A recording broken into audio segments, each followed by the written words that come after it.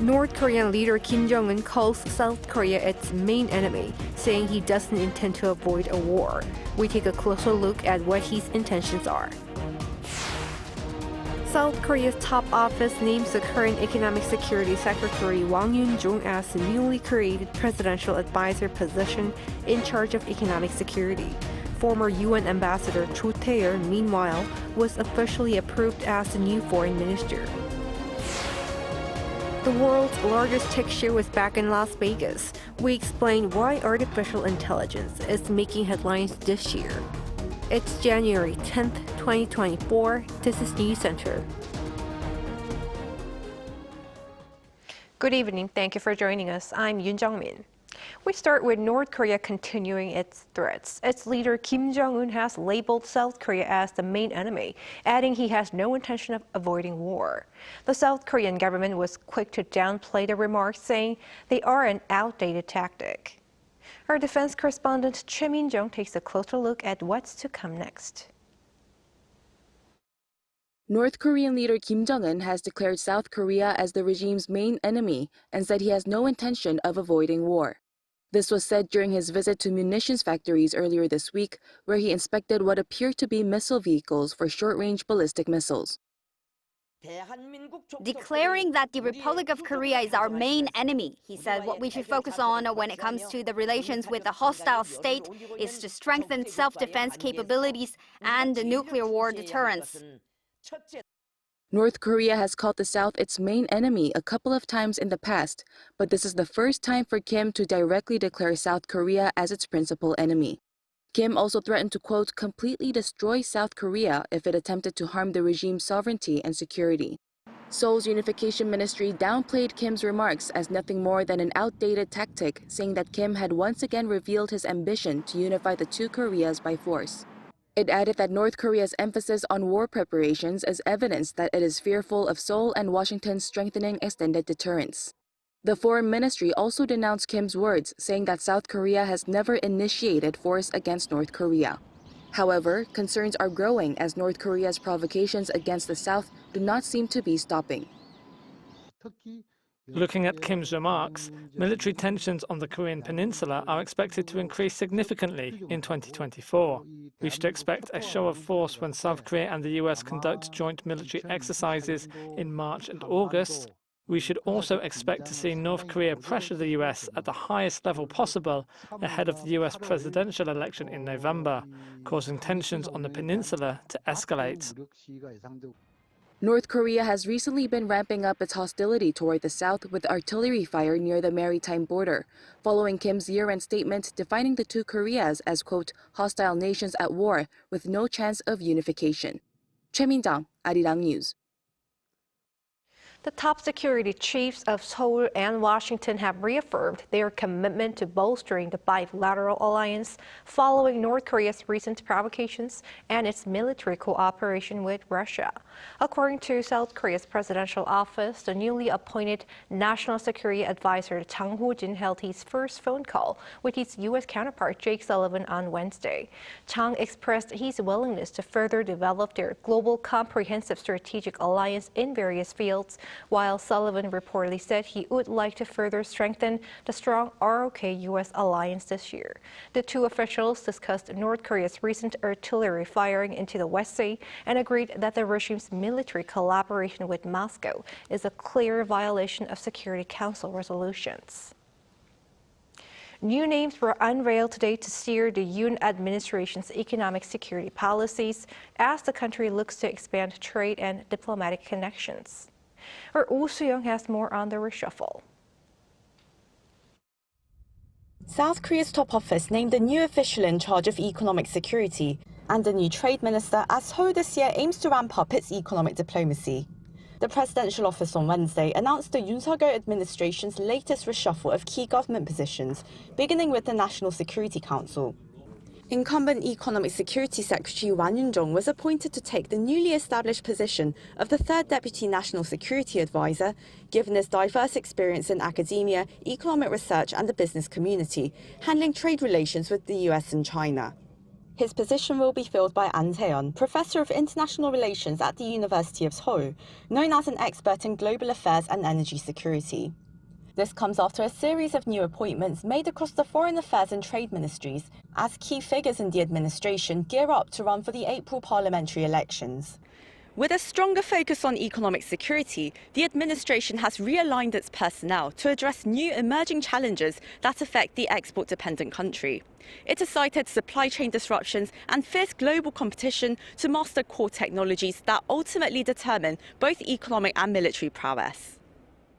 On that note, the president approved former ambassador to the United Nations Cho Tae-yeol as the new foreign minister, a day after Parliament adopted a confirmation report, a process required for ministerial positions. Yoon's office named former journalist and current Overseas Public Relations Secretary Kang In-sun as the second Vice Minister for Foreign Affairs, recognizing her familiarity with geopolitical affairs and public diplomacy. 3 other vice ministerial positions were also announced, including logistics and trade expert Jong In as the new trade minister to lead negotiations and resolve sticking points in trade, replacing An Deok-gun, who was recently promoted to Minister of Trade, Industry and Energy. Incumbent second vice minister Kang Kyung-sung, currently in charge of industrial policy, took the first vice minister position, with ministry spokesperson Choi Nam-ho as his replacement. The top office on Wednesday also nominated Yoo Chol-an, a former judge at the Seoul Central District Court, to lead the country's anti-corruption agency, which is a ministerial position requiring the National Assembly's approval. Oh Soo-young, Arirang News.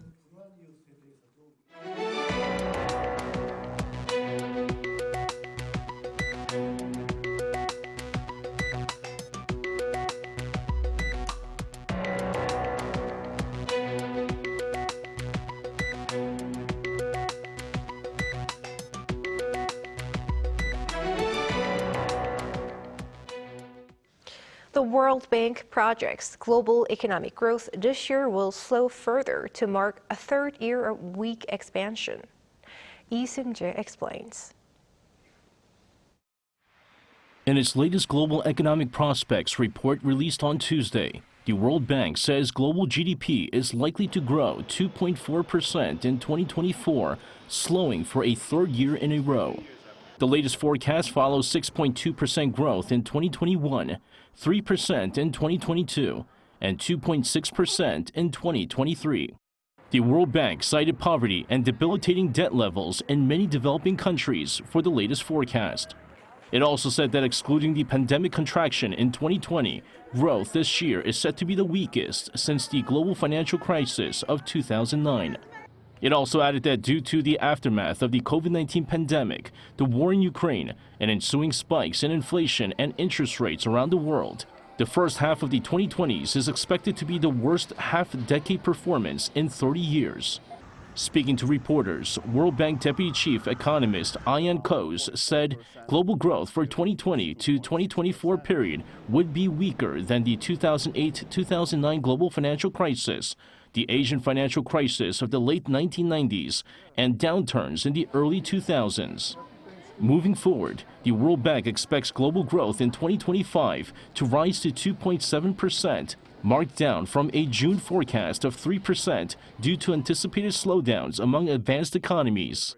Major economies around the world are also expected to see their growth slow, with the U.S. forecast to grow 1.6%, down from 2.5% last year, while China is also expected to see growth slow 4.5%, down from 5.2% last year. Lee Seung-jae, Arirang News.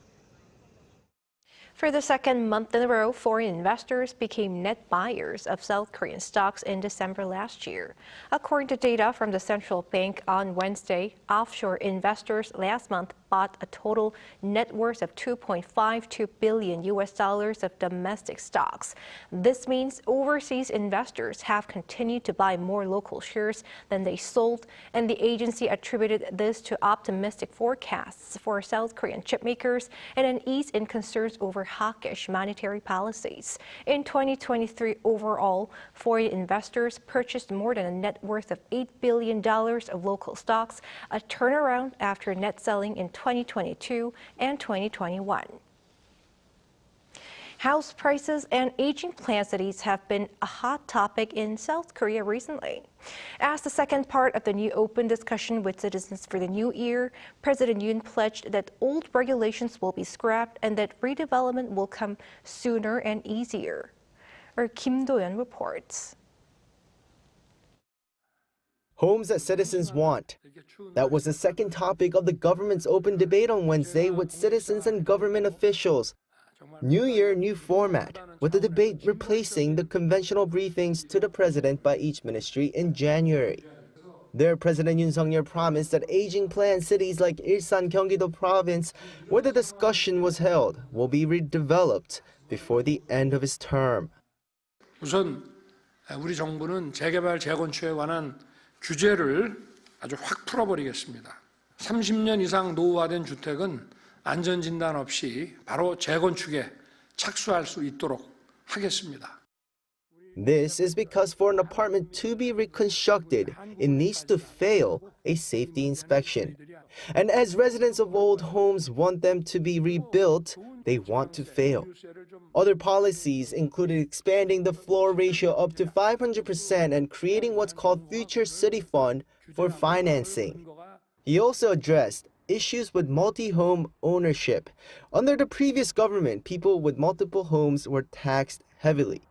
The aim of this policy was to bring prices back down as South Korea's home prices skyrocketed in the early 2020s. President Yoon said such punitive taxing only shifted the burden to the tenants.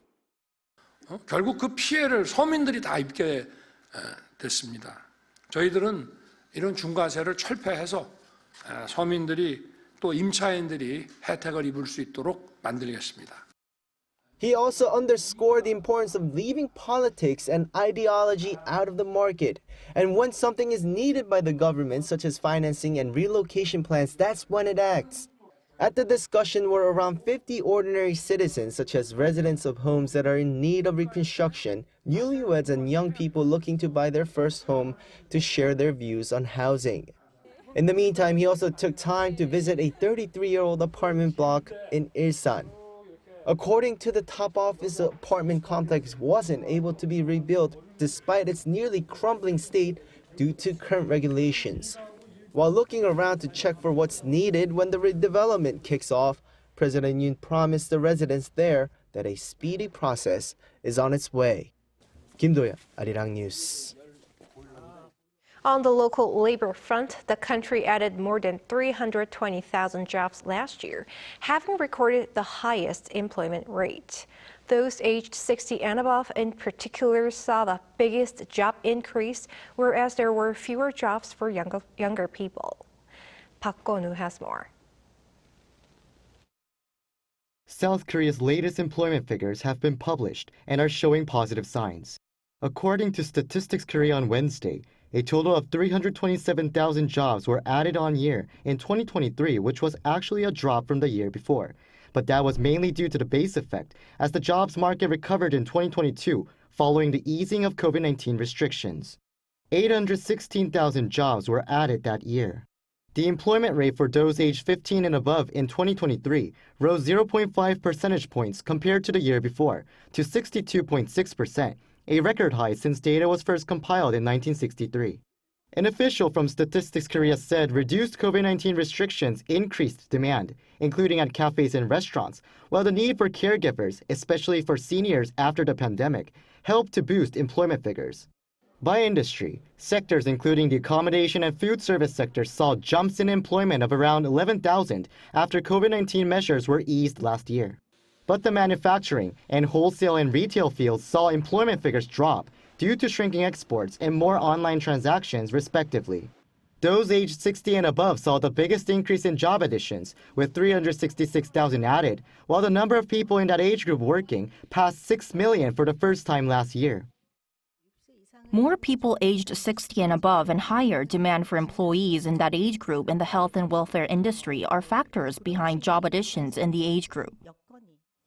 She added that despite fewer additions for people in their 20s, the employment rate for young adults was quite high, considering population decline in that age group. Meanwhile, 285,000 jobs were added in December 2023 alone, a rebound from November when the on-month numbers fell. Park Go-nu, Arirang News. Korea's rapidly aging society has, for the first time, led to the number of people in their 70s surpassing the number of people in their 20s. The Ministry of the Interior and Safety says there were 6.31 million people in their 70s as of the end of last year, but just 6.19 million people in their 20s. This is the first time those in their 70s have overtaken those in their 20s since resident demographics were recorded in 2008. South Korea will likely enter what the UN defines as a super aging society next year. Korea's corporate heavyweights are in Las Vegas for the year's largest trade show, where artificial intelligence is taking center stage. Our business correspondent Shin Ha-young covers their product displays. The world's largest annual tech show is back again. The 2024 edition of the Consumer Electronics Show, organized by the Consumer Technology Association in Las Vegas, commenced on Tuesday. As widely acknowledged, the key word of this year's CES is artificial intelligence integrated across a variety of industries. With generative AI in the last year since it's come about, there's a lot of very rapid developments, companies going into new areas. It's like the internet itself. It's not just a technology, it's a fundamentally game-setting changing technology. LG Electronics believes AI should bring better customer experience that is more caring.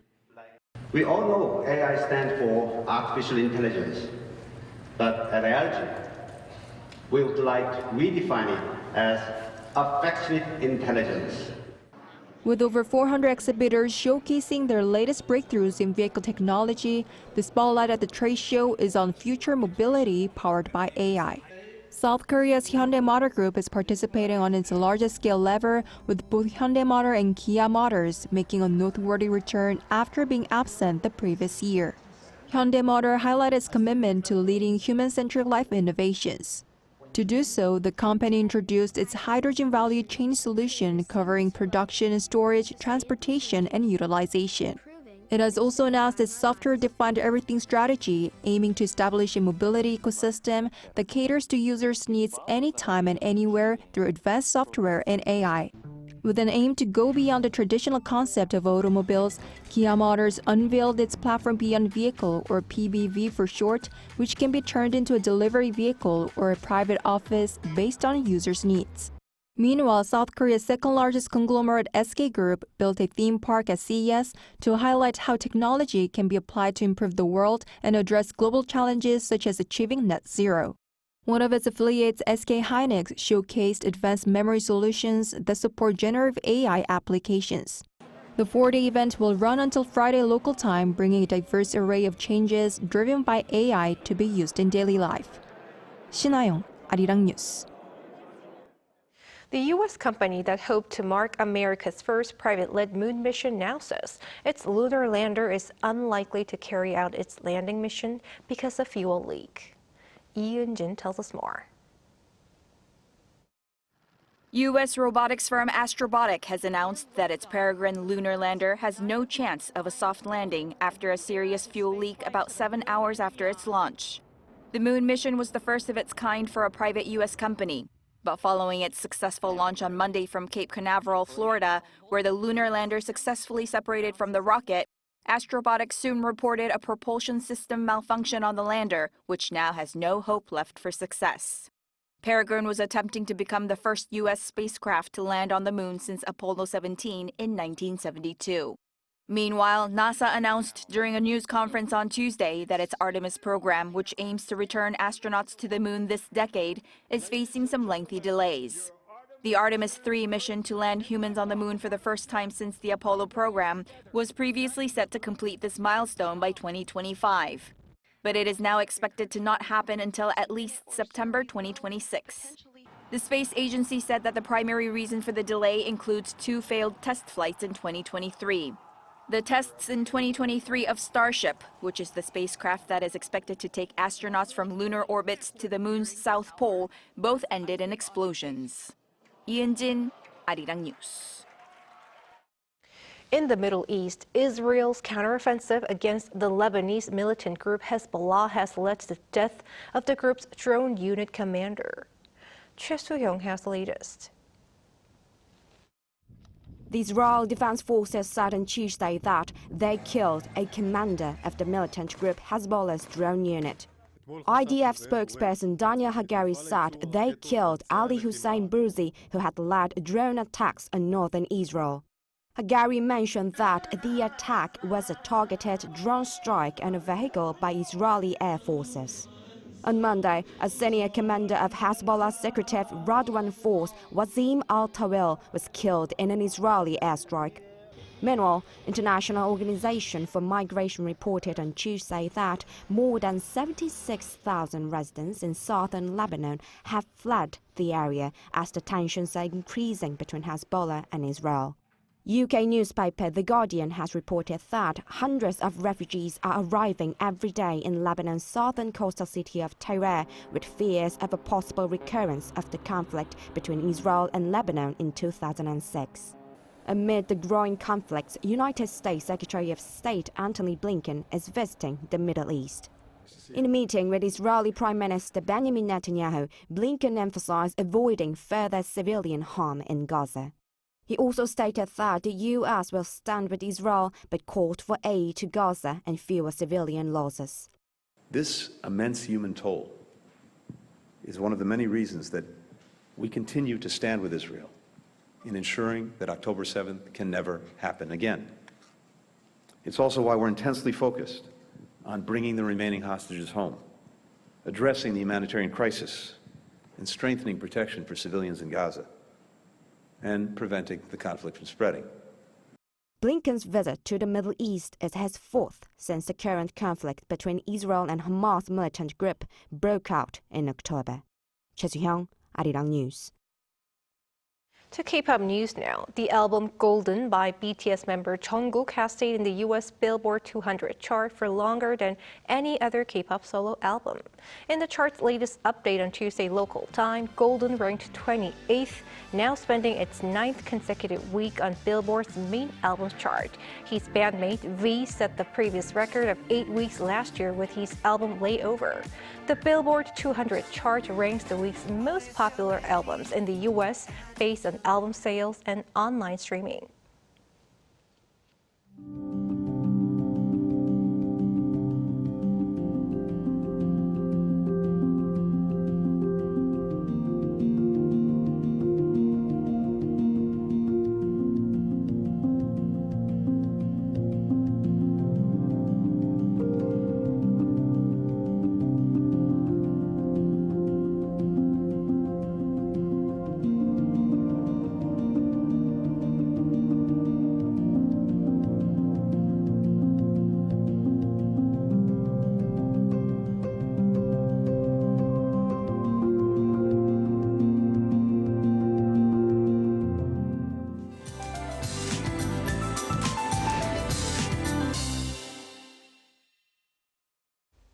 Most of the snow and rain from yesterday has moved away. However, uninvited smoke from overseas has floated behind the snow clouds.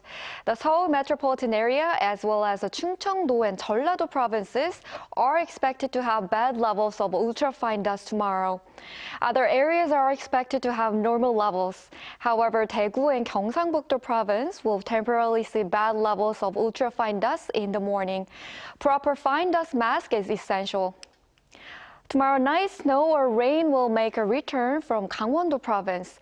For the time being, there will be no severe cold beyond the usual temperatures. However, there will be many slippery roads as they are frozen as a result of the recent snow and rain. Please continue to be careful out on the roads. Morning temperatures will hover around the season average. Seoul will start off at -4, along with Daejeon and Gyeongju. Highs in Seoul will get up to 5 degrees, Gyeongju and Busan 10 degrees Celsius.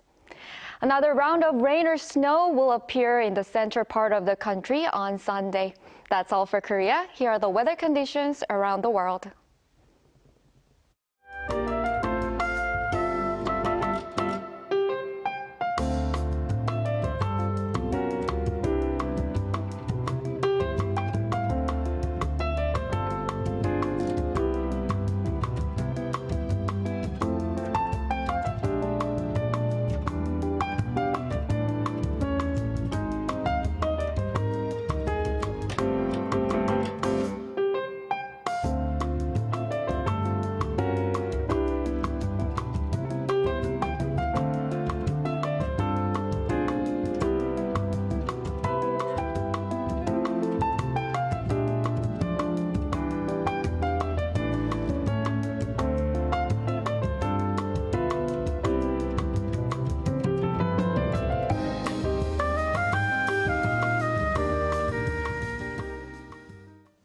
That is Newscenter for tonight. Thank you for watching. A panel session coming up.